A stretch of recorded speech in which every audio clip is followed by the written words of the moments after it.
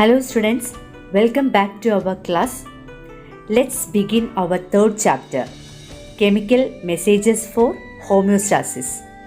In this chapter, we will learn different types of hormones in different parts of the body and its function.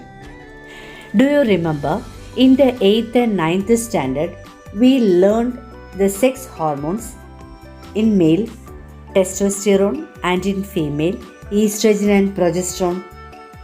So let's start our topic with introducing hormone. Hormones are chemical messengers that regulate cellular activities, and these hormones are secreted in the endocrine gland. The endocrine gland do not have particular duct to carry hormones to various tissues.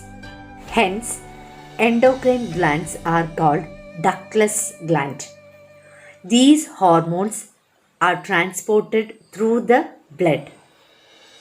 These hormones reaches each and every part of the cell in the body as they are transported by the blood. But each hormones act upon those cells which have specific receptor. The cells which are acted upon by the hormones are called the target cells. The cells having specific receptors can receive a specific hormone. Each hormone molecules bind with the receptor to form a hormone receptor complex. Once again, the hormone molecules which bind with the receptor to form a hormone receptor complex.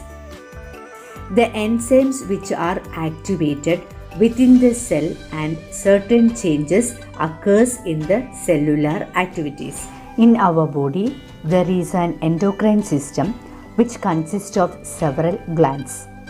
These glands secrete various hormones and release them usually into the bloodstream.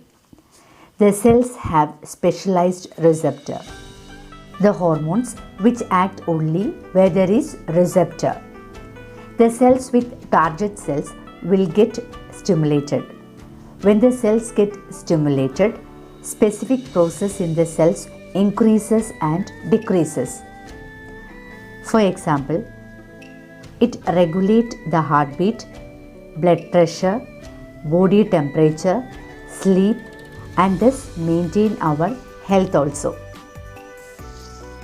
Now let's start with pancreas. Last year you have learned the digestion process which takes place in the pancreas.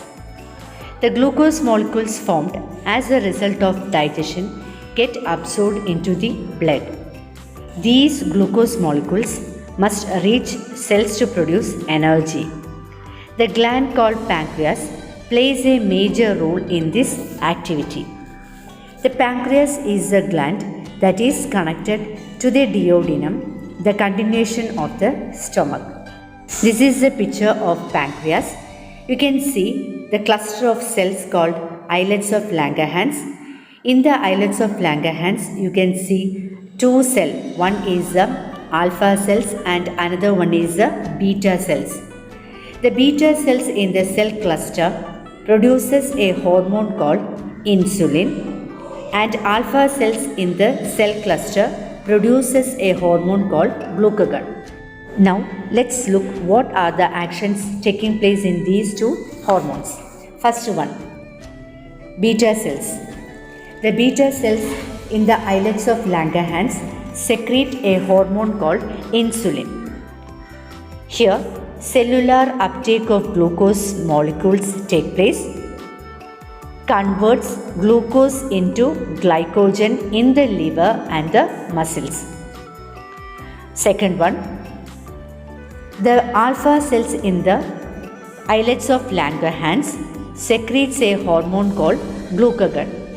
It converts glycogen stored in the liver to glucose and also synthesize glucose from amino acid.